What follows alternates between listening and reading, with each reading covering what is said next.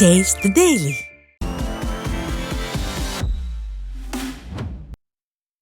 சிவகங்கை மாவட்டத்தில் விடியா திமுக அரசு நெல் கொள்முதல் நிலையம் அமைக்காதது குறித்து விவசாயிகள் வேதனை தெரிவித்துள்ளனர். தமிழகத்தின் சிவகங்கை மற்றும் ராமநாதபுரம் ஆகிய மாவட்டங்களில் ஒருபோக நெல் சாகுபடி செய்வது அரிதாக உள்ளது. இந்த நிலையில் சிவகங்கை மாவட்டம் இளையான்குடி கீழநெட்டூர் கண்மாய் தண்ணீரை பாய்ச்சி சுமார் 800 ஏக்கர் நிலங்களில் விவசாயம் செய்து அறுவடை நடைபெற்று வருகிறது. இந்த நிலையில் விடியா திமுக அரசிடம் பலமுறை முறையிட்டும் நெல் கொள்முதல் நிலையம் அமைக்கப்படுவது தாமதமாகி வருவதால் விவசாயிகள் வேதனை தெரிவித்துள்ளனர்.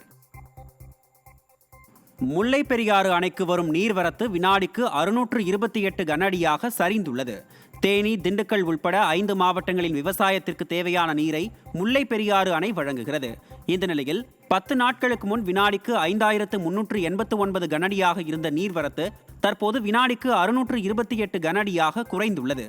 அணையின் நீர்மட்டத்தை உயர்த்துவதற்கு கேரள மாநிலம் தொடர்ந்து எதிர்ப்பு தெரிவித்து வரும் நிலையில் வெறும் 300 கனஅடி நீர் திறக்கப்பட வேண்டிய சூழலில் அம்மாநிலத்திற்கு சாதகமாக முல்லை பெரியாறு அணையில் இருந்து தற்போது வினாடிக்கு 1200 கனஅடி நீர் வீணாக திறக்கப்பட்டு வருகிறது.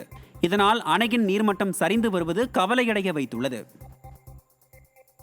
வேலூர் மாவட்டம் குடியாத்தம் அருகே சாலையின் குறுக்கே சரிந்து விழும் நிலையில் உள்ள மின்கம்பத்தால் மக்கள் அச்சத்துடன் வாழ்ந்து வருகின்றனர். குடியாத்தம் குவாரியார் நகருக்கு செல்லும் பிரதான சாலையின் குறுக்கே ஆபத்தான நிலையில் மின்கம்பம் உள்ளது.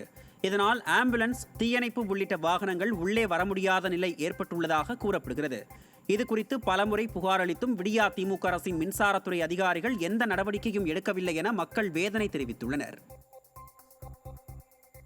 திருவண்ணாமலை அடுத்த நல்லவன்பாளையம் ஊராட்சியில் குடித்தண்ணீருக்காக கடந்த 1 மாதமாக பெரும் அவதிக்கு உள்ளாகி வருவதாக அப்பகுதி மக்கள் வேதனை தெரிவித்தனர். கடந்த 1.5 மாத காலமாக செட்டிப்பட்டு கூட்டு ரோட்டில் இருந்து திருவண்ணாமலை பழைய அரசு மருத்துவமனை வரை சாலை விரிவாக்க பணிகள் நடைபெற்று வருகின்றன. இதனால் ஆங்காங்கே துண்டிக்கப்பட்ட குழாய்கள் மீண்டும் இணைக்கப்படாமல் இருப்பதால் குடிநீர் கிடைக்காமல் மக்கள் அவதியுற்று வருகின்றனர். 1 மாத காலத்திற்குள் 2வது முறையாக விடியா அரசின் நிர்வாகத்தை கண்டித்து நல்லவன்பாளையம் பகுதி மக்கள் குடிநீருக்காக சாலை மறியலில் ஈடுபடுவது குறிப்பிடத்தக்கது. இதனால் அங்கு சுமார் அரை மணி நேரம் போக்குவரத்து பாதிப்பு ஏற்பட்டது. திருவள்ளூர் மாவட்டம் பெரியபாளையம் அருகே போலி மருத்துவர் கைது செய்யப்பட்டார். இங்குள்ள கன்னிகைப்பேர் பகுதியில் மருத்துவம் படிக்காத ஒருவர் கிளினிக் வைத்து நடத்தி வருவதாக புகார் எழுந்தது. இதன் பேரில் சுகாதாரத்துறையினர் நடத்திய அதிரடி சோதனையில் அங்கு ரஹீம் என்பவர் அலோபதி மருத்துவம் பார்த்து கொண்டிருந்துள்ளார். அவர் BSc படித்துவிட்டு பல ஆண்டுகளாக ஆங்கில மருத்துவம் பார்த்தது விசாரணையில் தெரிய வந்தது. இதையடுத்து அவரது கிளினிக்கு சீல் வைத்த சுகாதாரத்துறையினர் போலி மருத்துவர் ரஹீம் மீது வழக்கு பதிவு செய்து சிறையில் அடைத்தனர். தேனி மாவட்டம் போடியில் எந்த ஒரு அடிப்படை வசதிகளும் செய்து தராமல் இருப்பதற்கு விடியா திமுக அரசை பாராட்டி பேனர் வைத்திருப்பது பரபரப்பை ஏற்படுத்தியுள்ளது. போடி நகராட்சி பகுதியில் உள்ள ஜமீன் தோப்பு தெருவில் 100க்கும் மேற்பட்ட குடும்பத்தினர் வசித்து வருகின்றனர். இந்த தெருவில் எந்த ஒரு அடிப்படை வசதிகளும் போடி நகராட்சி நிர்வாகத்தால் செய்து தரப்படவில்லை என கூறப்படுகிறது.